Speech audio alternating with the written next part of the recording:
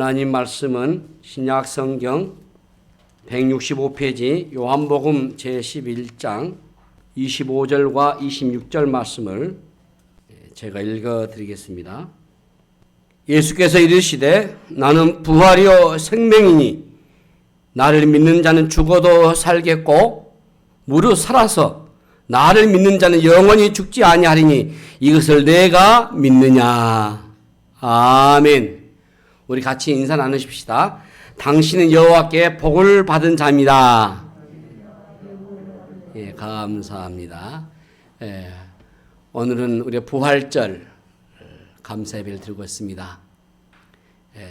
묵상하는 가운데 잠깐 부활에 관한 축실하게 하시는 어렵고 한번 써봤습니다.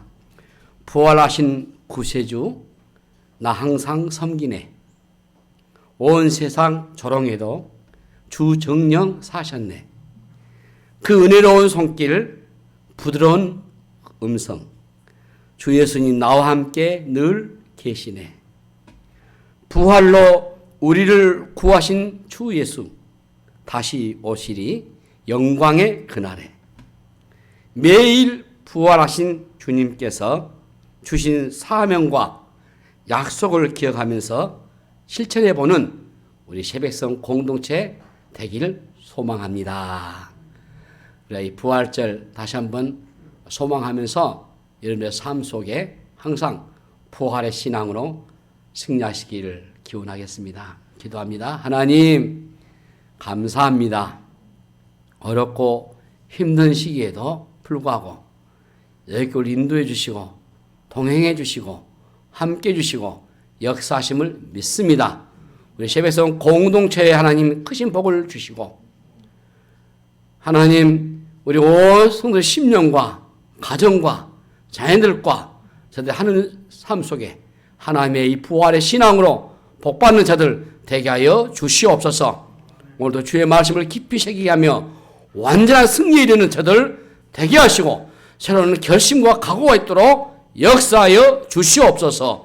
감사하고 우리 구주 예수 그리스도의 이름으로 간절히 기도하옵나이다. 아멘. 오늘 부활절 말씀을 묵상하는 가운데 완전한 승리라 했습니다. 오늘 우리의 시대가 어떤 시대보다 참 발달되어 있어요. 이 번영한 이 문명은 하나님 없어도 살 수 있는 그런 자신감으로 가득 차 있는 시대이지 않느냐 여겨집니다. 그런데 사실 여러분 알고 보면은 어느 시대보다도 더 불안해요. 인간의 한계는 미래를 예측하지 못한다는 것이죠. 미래는 언제나 불확실합니다. 지금도 그렇지 않습니까, 여러분? 이 코로나19가 이렇게도 우리의 삶을 바꿔놓을지 아무도 몰랐죠. 갑자기 밀어닥친 상황에 온 세계가 당황하고 매우 혼란스럽습니다. 소위 선진국이라고 하는 미국과 유럽이 그냥 속수무책이에요. 대단한 국력을 자랑하지만은 그네들 이 전염병 앞에서 무기력합니다. 백신을 만들어냈지만은 이미 많은 희생을 치르고 말았어요. 왜 이런 상황이 벌어질까요? 미래를 예측하지 못하기 때문에 대비할 수가 없어요.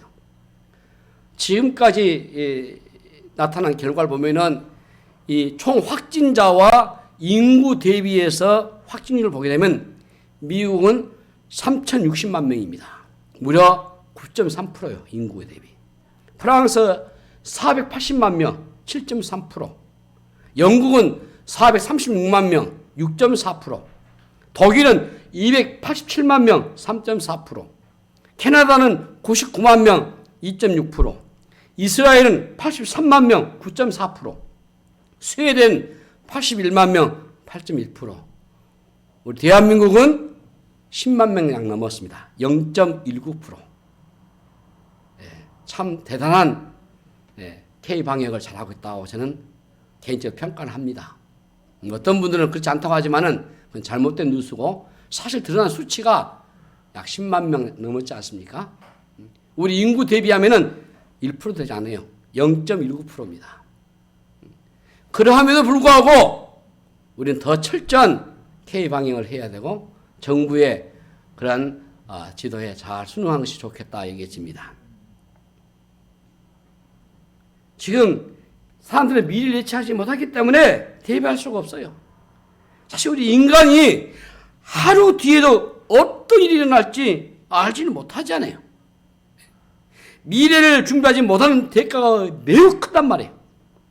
응? 무엇이 다가올 것인가를 알면은 준비할 수 있습니다. 그런데 우리 인류의 가장 확실한 다가올 미래가 하나 있어요. 그게 바로 죽음입니다. 죽음이에요. 누구든지 이것은 마주해야 할 실제 상황입니다. 그렇다면 우리는 이 죽음을 준비를 하셔야 돼요. 죽음을 준비하려고 하면은 사람들은 대개가 장례식을 생각하죠. 죽음 준비는 영정사진이나 묻힐 장지를 준비해 놓으라라는 게 아니에요. 이 장례식 준비는 죽음 준비가 아닙니다. 그리고 장례식은 죽은 자가 아니고 산 가족들이 준비하지 않아요. 죽음은 생각보다 빠를 수도 있고 조금 더딜 수도 있겠지만 반드시 이게 오게 돼 있어요. 예. 여러분 죽음이 무엇입니까? 죽음이 무엇이에요? 육체로부터 영혼이 떠나는 것이 죽음입니다. 영혼이 떠난 그 순간부터 육체는 썩기 시작합니다. 이 죽음에는 예외가 없어요.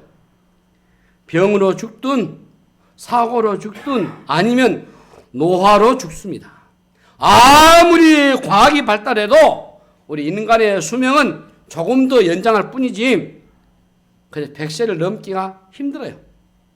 이 죽음의 문제를 해결할 수가 없단 말이에요. 지금 우리 생활 전반이 코로나19에서 멈춰 있는 것 같습니다. 죽음도 모든 것을 다 중단시켜요. 그런데 문제는 이 죽음이 아니에요. 죽음이 아니에요. 사람들은 죽음을 마지막이라고 생각하지만은 사실 죽음은 시작입니다. 시작이에요. 죽음이 마지막이라면은 문제는 간단하죠. 흔히 그러지 않아요. 우리가 죽음은 그뿐이지 라는 말을 합니다. 사람들은 죽음이 마지막이라고 착각을 해요. 죽음이 끝이면 간단합니다. 그러나 여러분 결코 그렇지 않습니다. 아니에요. 엄밀히 따지면은 죽음이 두려운 것이 아니고 죽음 그 이후를 두려워하는 겁니다.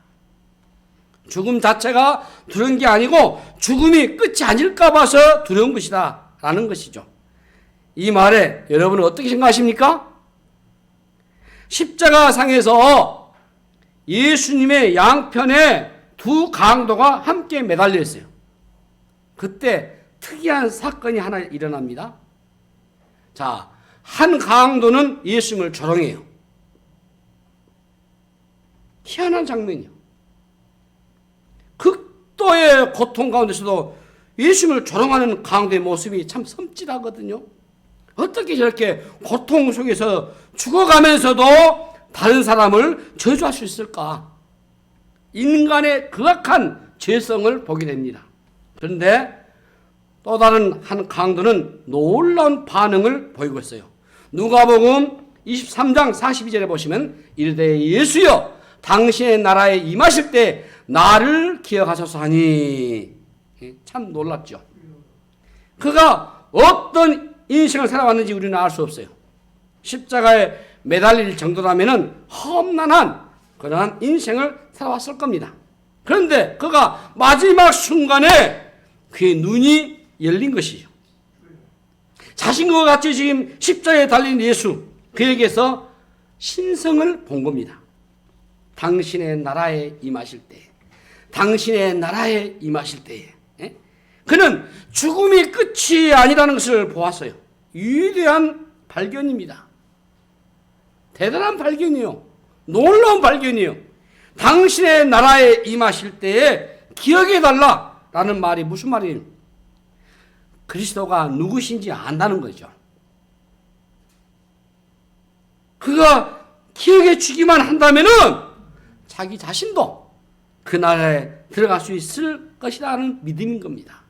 우리에게도 바로 이 믿음이 필요한단 말이에요. 기도는요, 하나님께서 나를 기억해 주십시오. 나를 좀 잊지 말아 주십시오. 이게 기도예요. 저는 그렇게 생각합니다. 왜 기도가 그러겠습니까? 하나님, 나 좀 기억해 주십시오.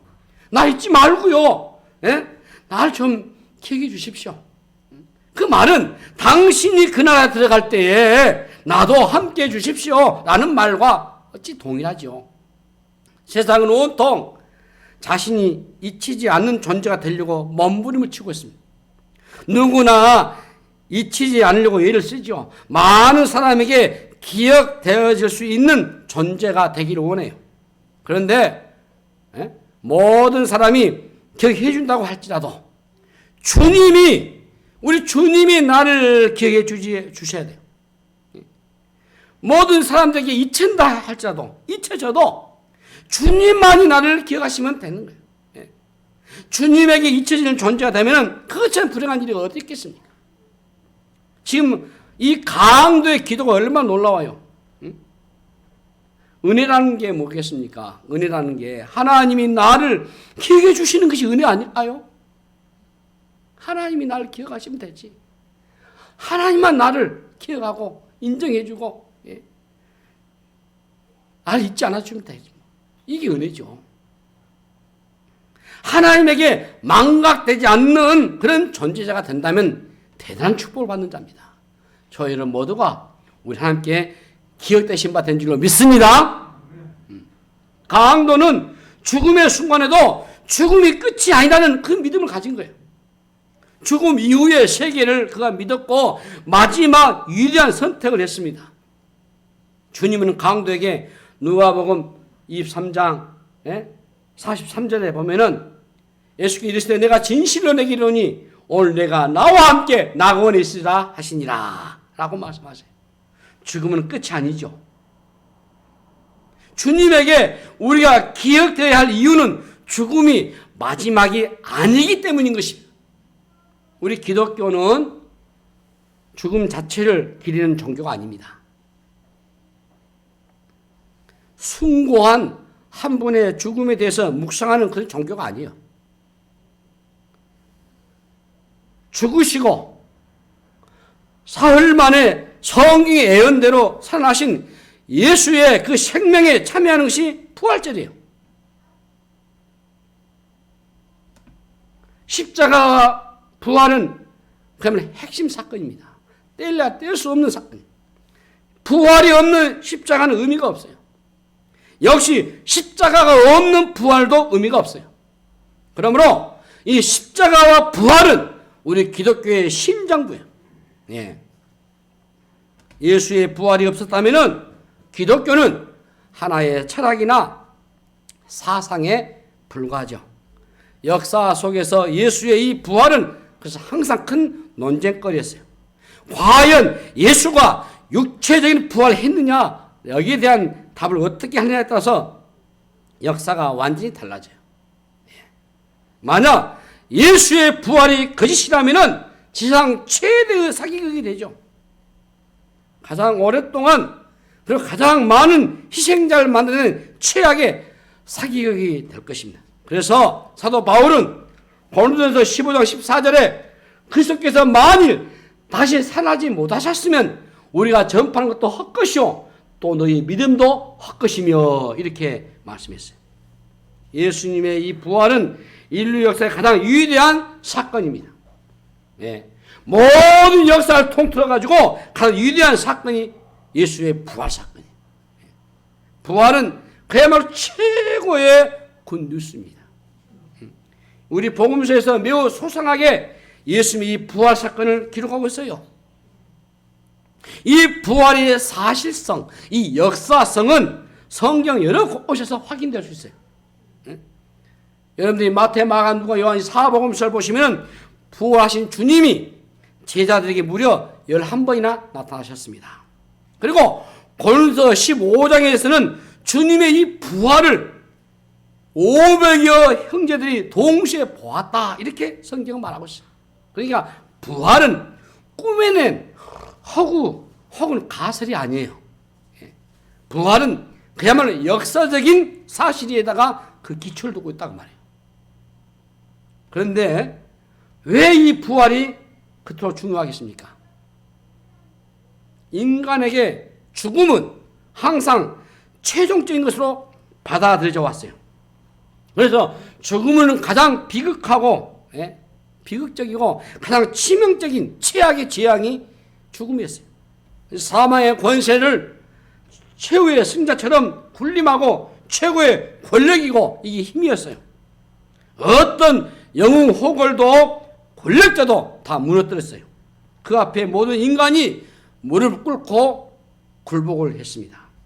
그리고 두려워했어요. 그러나 예수님의 부활 사건으로 인해서 사망의 권세가 그 앞에 무릎을 꿇었어요. 인류 역사의 가장 위대한 전환점이 되고 말았어요. 죽음의 권세보다 더 큰 권세가 이제 나타난 거죠. 너무 큰 것은 쉽게 느끼지 못할 때가 많습니다. 바로 부활이 그래요. 너무 거대하니까 이게 실감하지 못할 때가 많단 말이에요. 우리 본문 25절 26절에 예수께서 이르시되 나는 부활이요 생명이니 날 믿는 자는 죽어도 살겠고 무릇 살아서 날 믿는 자는 영원히 죽지 아니하리니 이것을 네가 믿느냐? 이렇게 주님 말씀하신 거예요. 부활을 주님이 직접 선포하신 거예요. 나는 부활이요 생명이니 날 믿는 자는 죽어도 살겠고 무릇 살아서 날 믿는 자는 영원히 죽지 아니하리니 이것을 내가 믿느냐? 내가 부활이다. 내가 생명이다. 내가 이것을 믿느냐 이 말이에요. 이거 직접 주님이 선포하시는 거 아닙니까? 우리가 때로는 죽음의 권세가 너무 커가지고 부활의 능력을 보지 못할 때가 있습니다. 지금까지는 그래왔어요. 죽음이 너무나 강력해가지고 다 그 앞에 무릎을 꿇었습니다. 죽음이 맹인을 떨쳤어요. 이 코로나19가 왜 무섭? 아니요. 죽으니까.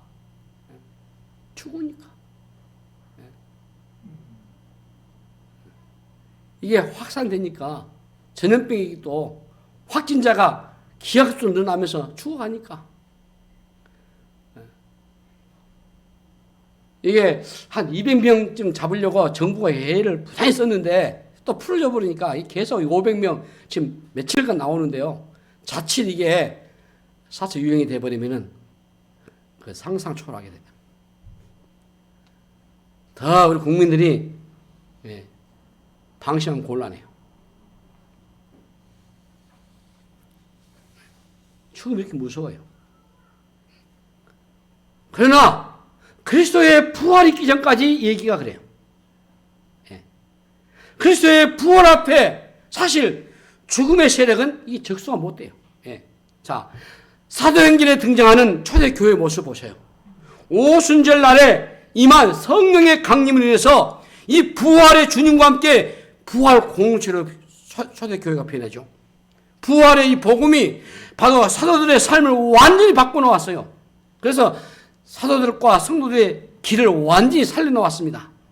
그들은 바로 부활의 증인들이 되었어요. 교회는 이 부활의 권능 위에 세워졌어요. 부활하신 예수님의 제자들이 모인 곳에 나타나셔서 제자들에게 향해서 숨을 내쉬면서 성령을 받으라라고 주의 말씀하셨어요. 성령은 그래서 부활의 영이죠. 죽음의 영이 가득한 공동체 안에 이 부활의 생기를 불어넣으신 거예요. 태초에 흙덩어리로 사람을 만드시고 그 안에 생명을 불어넣은 모습이 떠오르지 않습니까? 사도행전의 제자들에게 성령이 임하니까 부활의 공동체로 우뚝 세워진 거예요. 그 당시가 로마 황제의 권세 아래 있었던 시대입니다. 황제의 말 한마디에 사자의 밥이 되기도 하고 불 속에 쳐 던져지기도 했어요. 누구도 죽음 앞에 고개를 드는 자가 없었는데 이상한 집단이 하나 생겨났단 말이에요. 그네들은 죽음에 대해서 전혀 주눅들지 않습니다. 무서워하지 않습니다. 두려워하지 않습니다. 죽음의 위협이 전혀 먹혀들지 않아요. 예수의 공동체는 바로 부활의 공동체이기 때문이에요. 부활 사건이 우리에게 주는 메시지가 무엇이겠습니까? 주님은 지금도 살아계신다는 거예요. 지금도. 교제한다는 말이 무엇을 말해요? 죽었다가 다시 살아나신 주님이 부활의 그 주님과의 교제를 말하는 거 아니에요? 성령이 어떤 분이십니까? 로마서 8장 11절 보시면 예수를 죽은 자 가운데 살리신 이의 영이 너희 안에 거하시면 그래서 예수를 죽은 자 가운데 살리신 이가 너희 안에 거하시는 그의 영으로 말미암아 너희 죽을 몸도 살리시리라. 한번 천천히 봅시다. 예수를 죽은 자 가운데서 살리신 이의 영이 너희 안에 거하시면 성령이 너희 안에 거하시면 그래서 예수를 죽은 자 가운데 살리신 이가 너희 안에 거하시는 그의 영으로 말미암아 성령으로 말미암아 너희 죽은 몸도 살리시리라. 우리가 믿고 교제하는 이 성령님은 부활의 영으로서 우리 안에 거하신다. 부활은 그래서 미래적인 것이 아니라 현지적으로 누리셔야 돼요. 현재적이 참으로 중요합니다. 죽고 난 다음이 문제가 아니고 부활의 영과 함께 우리가 일상을 살아가셔야 돼요. 이제는 나 혼자 사는 게 아니고 부활의 주님과 함께 살아가고 있단 말이죠. 그래서 그리스도인들이 모이게 되면은 그 안에 부활의 영이 함께 하신단 말이에요.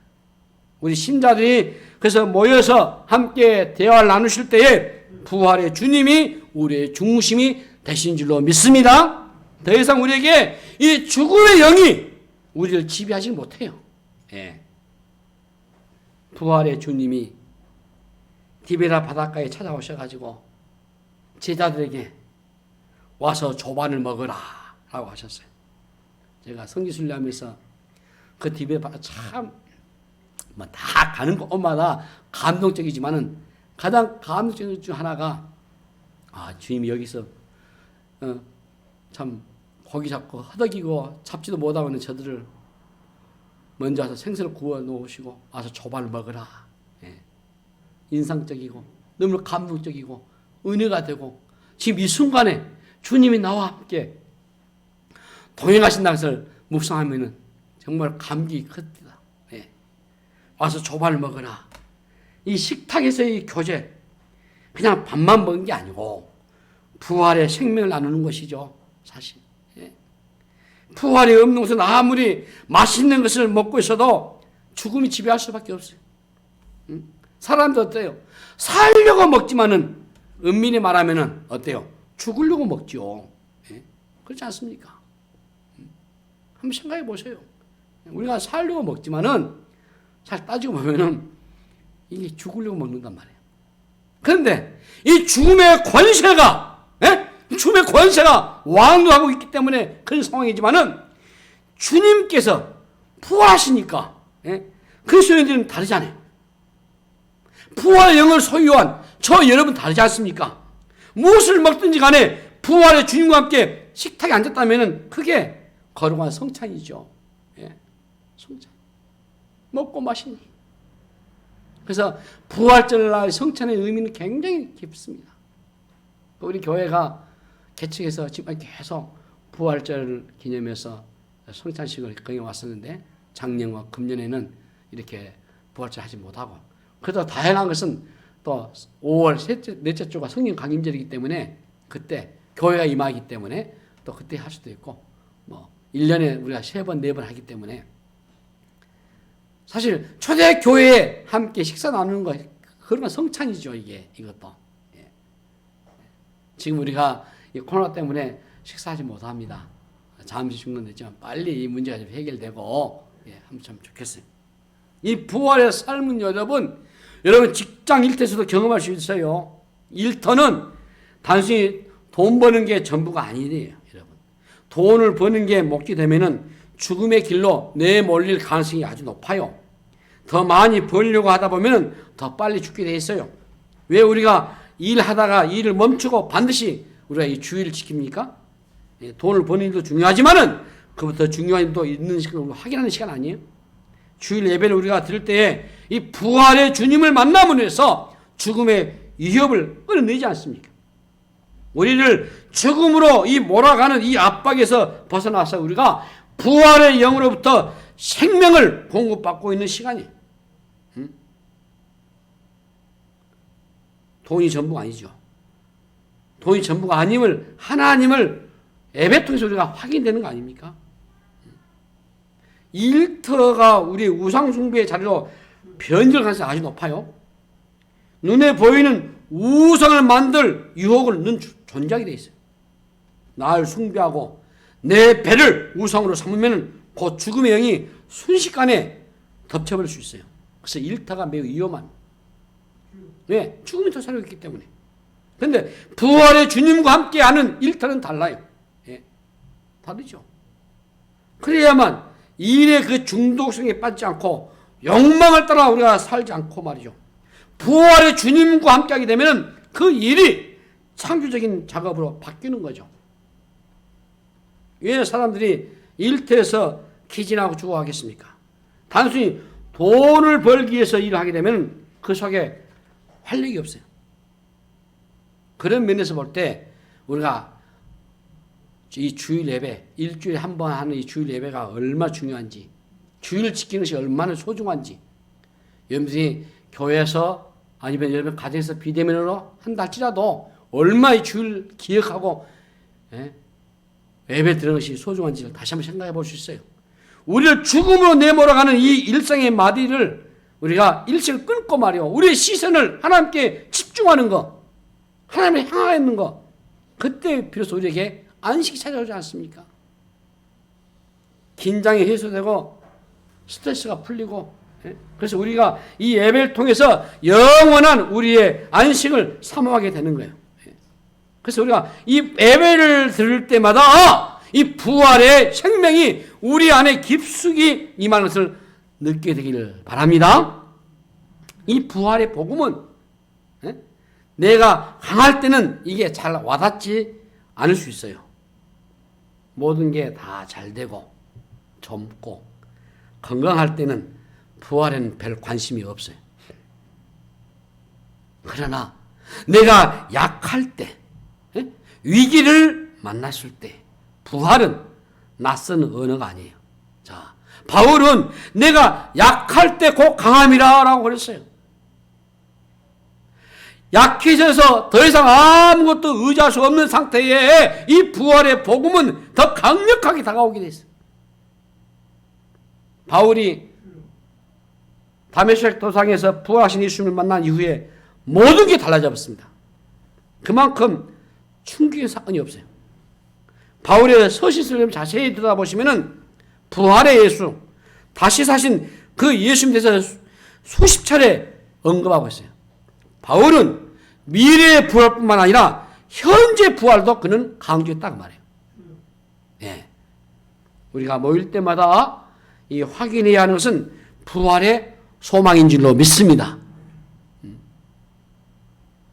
그때 우리 안에 진정한 이 예배자의 경험이 살아나는 거죠. 부활 믿고 부활이 우리의 삶을 움직이는 하나의 중심적인 축이 되셔야 돼요. 그래서 예배 때마다 여러분들이 확인해야 될 것이 부활이에요. 지금 우리가 구약의 안식일 토요일에서 주일로 바뀌어 있잖아요. 사실 주일이 주님의 날이죠. 이게 부활을 의미한 것이거든요. 초대교회가 이것을 바꾼 거예요. 초대교회 제자들이 안식을 지키다가 기독교 새로운 공동체에서 이 모임을, 이 예배 모임을 주의 날로 바꾼 거예요. 그래서 이 토요일에서 주일을 바꾸는 것에 대해서 신학교가 조명하고 안식에서 주일을 바꾸는 것에 대해서 많이 연구를 하지만은 이 부활을 의미하기 때문에, 부활이기 때문에. 그래서 초대교회 사역의 가장 강력한 것이 부활이에요. 십자가 부활이에요. 우리가 핵심적인 복음의 본질이 십자가와 부활이에요. 이걸 빠지면은 그걸 기독교가 말하기 어려워요. 죽음이 실제듯이 여러분 부활도 실제이셔야 돼요. 매일 우리를 위협하는 이 죽음의 위협들로 둘러싸여 있지 않습니까? 응? 육체가 시들고 병들 때 두려움이 엄습해요. 우리의 삶을 한순간에 흔들어 놓은 일들이 얼마나 우리 안에 자주 발생합니까? 그러잖아요. 우린 단순히 생물학적으로만 살아가는 게 아니에요. 실상은 이 죽음의 지배 아래서 사실 우리가 시한부로 살아가고 있단 말이에요. 사람들이 정기적으로 건강 진단을 많이 받습니다. 진단 상태가 좋으면 참 기분 좋고, 그러나 우리 신체의 기관들이 온전하다고 전부가 아니에요. 진정으로 온전하다고 하면은 우리 안에 이 부활의 영이 깃들여 있어야 돼요. 예. 이 부활은 미래에 대한 막연한 낙관이 아닙니다.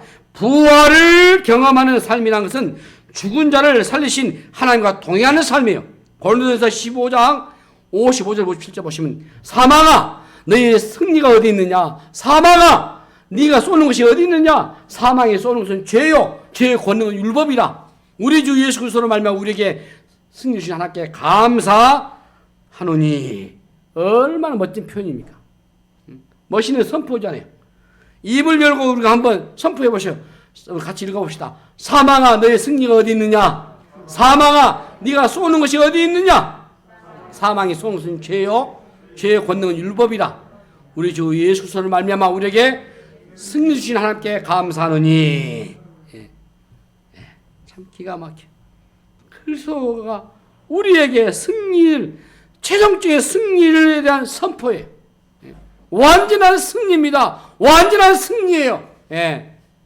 코로나19에서 온 세상을 뒤덮고 있는 이 죽음의 공포, 부자나 가난한 사람이나 권력자나 힘이 없는 자나 모두가 다 두려워 떨고 있어요. 죽음의 위력을 이처럼 실감하고 지금 살아가고 있습니다. 그 두려움을 이길 힘이 어디서 나오겠습니까? 백신일까요? 일시적으로 그게 가능하죠. 그러나 죽음의 두려움은 원천적으로 결코 사라지지 않습니다. 인류가 걸리는 죽음을 이기는 백신은 오직 예수님의 부활 복음밖에 없어요. 이 부활 복음, 생명의 복음, 영광의 복음밖에 없어요. 죽음을 정복하신 그리스도가 함께 살아가는 삶이 바로 이 시대의 백신인 줄로 믿습니다. 참 하나님과 그가 보내신 자 예수 그리스도를 아는 것, 우리가 영생 아닙니까? 우리의 백신이 바로 예수 그리스도와 동행하는 삶, 예배의 삶, 죽음을 이기고 두려움을 이겨내고 생명의 충만함으로 살아가는 힘이 우리의 예배를 통해서 주어져요. 임재에 계시는 주님은 부하신 그리스도이십니다. 주님은 생명의 충만함으로 우리 곁에 계셔요. 예배를 통해서 부활하심에 대한 확신을 붙드신다면 우리의 심장이 뜨겁게 뛸 겁니다. 죽음에 주눅들었던 우리의 삶에 용기를 얻게 될 것입니다. 그래서 여러분들이 부활의 메시지를 듣고 이 부활의 공동체 안에 속해 있다는 것이 얼마나 큰 복인지 몰라요. 그 하나님을 우리가 매일의 삶 속에서 더욱더 신뢰하며 살아가셔야 돼요. 세상은 죽음을 기초해서 삽니다. 사망의 줄이 얽혀 있어요. 늘 죽음의 초점이 맞춰져 있습니다. 그래서 항상 불안해요. 아무리 저항해도 소멸되어서 갈 수밖에 없어요. 모든 것은 다 죽음으로 귀결될 수밖에 없습니다. 그리고 죽음은 어때요? 파괴적이고 포악하죠. 그러나 우리 신자의 삶의 기초는 부활이에요. 달라요. 죽음과 반대편입니다. 생명의 힘에 우리가 매여 살고 있잖아요. 부활의 신앙을 가지면은 여러분 힘이 솟구치게 나오지 않습니까? 살아계신 하나님이 우리 곁에 계신다는 것처럼 든든한 게 어디 있어요? 이 부활의 신앙을 가지면은 더 이상 육체의 종이 되지 않습니다. 죽음이 끝이 아니기 때문에. 여기가 끝이 아니고 죽음도 끝이 아니고 더 준비된 죽음을 우리가 맞이할 수 있어요. 부활의 영이 역사하게 되면은 어둡지 않고 밝습니다. 생명력이 역사예요. 역전의 삶이 일어납니다. 그런 의미에서 부활은 단순히 우리가 다시 사는 것 정도로 끝나지 않습니다. 부활은 훨씬 더 크고 넓은 개념이에요. 부활은 만물의 새로운 시작이 되며 새 창조의 역사가 시작되는 출발점이 돼요. 그래서 부활은 단순한 재활이나 재생 정도가 아니에요. 총체적인 부활이 일어납니다. 단순히 우리가 살아갈 정도로 끝나지 않습니다. 모든 것들의 완전한 변화, 상상을 초월하는 역사가 일어납니다. 죽음으로 가득하고 썩어짐에 종로로 했던 모든 것 안에 이 생명의 향연이 벌어지는 거죠. 그래서 바울 고린도후서 4장 16절 말씀에 그러므로 우리가 낙심하지 아니하노니 우리의 겉사람은 낡아지나 우리의 속사람은 날로 새로워진다. 이렇게 고백하고 있어요. 부활은 쇠퇴가 아닙니다. 부활은 영원의 초점이 맞춰져 있어요. 시간과 공간의 영역을 뛰어넘어요. 지금 우리가 속해 있는 시간과 공간은 타락으로 인해 가지고 심각하게 망가져 있습니다. 그래서 깨어짐과 썩어짐, 망가져 있는 것을 막을 길이 없어요. 아무리 문명이 발달해도 복구할 능력이 이 세상 속에는 없습니다. 세상에 신음하고 있는 것을 한번 보셔요. 세상은 죄와 그 죄로 인해서 발생하는 문제로 인해서 고통하고 있잖아요. 이 세상은 한순간도 고통과 절망이 사라진 적이 없어요. 자, 20세기만 해도 엄청난 비극들이 일어났잖아요.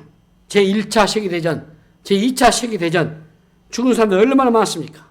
근데 지금도 전쟁과 테러들이 곳곳이 일어나지 않습니까? 인종과 말살의 비극들, 세계 곳곳에서 내전이 난 살인극들, 기아와 난민들의 증가와 그리고 빈번히 일어나는 각종 전염병으로 인한 죽음으로 이것은 앞으로 계속될 것입니다. 이 세상은 아무리 복구하고 회복시키려 해도 망가지고 무너지고 깨어지고 썩어지게 돼 있어요. 우리가 말기 혹시 암 환자를 위해서 우리가 기도해주고 돌보는 우리 가족들 애타는 마음으로 함께 들어보면 그 마음 참 애절하잖아요. 나았기를 얼마나 간절히 원합니까? 우리의 기도를 통해서 나았기도 하겠지만은 모두 다 낫는 게 아니잖아요. 낫지 않고 세상을 떠나는 경우가 더 많지 않습니까? 왜 낫지 않는 경우가 더 많을까요? 기도하기만 하면 다 나으면 좋을 텐데 왜 이런 일이 일어납니까?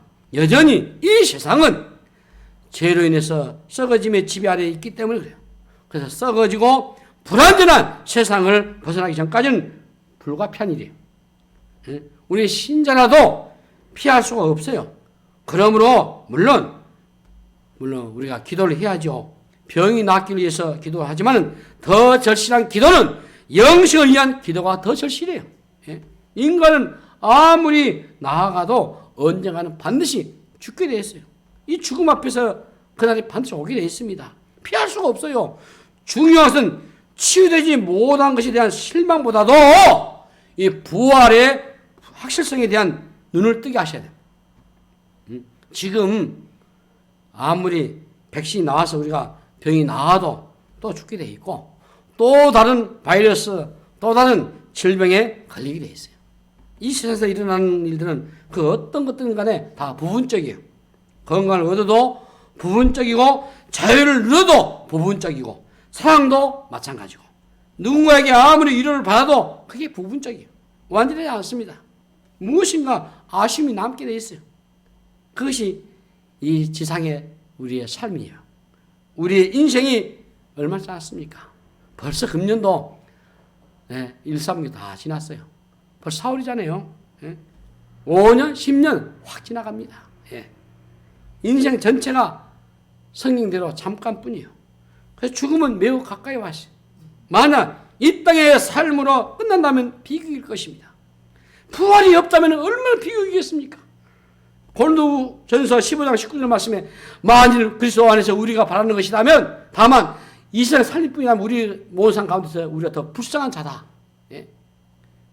그리스도 안에서 우리가 바라는 것이 다만 이 세상의 삶뿐이라면 우리는 모든 사람 가운데 가장 불쌍한 자단 말이에요. 기가 막히죠. 사랑하는 성도 여러분, 요즘 우리가 코로나19로 인해서 더 힘들고 혼란스럽습니다. 그러나 부활의 복음이 더 절실하게 우리 안에 다가오셔야 돼요. 지구촌 곳곳 들려오는 사망의 숫자는 사람들 더 증으로 오르고 이처럼 엄청난 일들이 벌어지고 있지만은 세상에서 부활은 추상적인 개념이 아니에요. 실제입니다. 부활은 실제예요. 부활은 상상하는 것 이상이에요. 자, 마지막 한 장 빌립보서 3:21절 말씀 보고 마무리하겠습니다. 그는 만물을 자기에게 복종하게 하실 수 있는 자의 역사로 우리의 낮은 몸을 자기 영광의 몸의 형체같이 변하게 하시리라 해서 부활의 몸은 영화로운 몸으로 변한다. 예, 영화로운 몸 변한다 했어요. 여러분 부활의 주님과 함께 일상을 살아가시길 바랍니다. 일상에서 여러분들이 부활을 누리시고 동시에 장래 여러분들이 부활을 바라보시면서 살아가시기를 바랍니다. 여러분들이 부활을 노래하고 부활의 이 공동체 안에서 여러분들의 생명을 나누시기를 바랍니다. 기뻐하고 결코 두려워하지 마십시오. 부활의 영이 오늘 저와 여러분에게 임하면 담대할 수도 믿습니다. 죽음을 이기는 자의 삶은 명확해요. 단순히 살기 속에 살지 않습니다. 부활의 영이 함께 하셔야 우리가 믿음의 사람으로 살아갈 수 있어요. 죽음의 영에 사잡힌 세상에서는 부활의 증인이 되셔야 됩니다. 부활을 여러분 선포하셔야 돼요. 예수님이 다시 살아나셨다. 부활의 예수님을 우리가 믿으자. 이 어두운 시대에 부활의 복음을 다시 한번 저희 여러분이 담대하게 외치시고 실존하시는 주님과 함께 살아가시는 승리하는 은혜가 되시기를 주님의 이름으로 축복합니다. 하나님 아버지 완전한 승리인 줄로 믿습니다. 부활의 신앙으로 승리하며 사는 자들 되게 하여 주시옵소서. 감사하고 우리 구주 예수의 이름으로 간절히 기도하옵나이다. 아멘.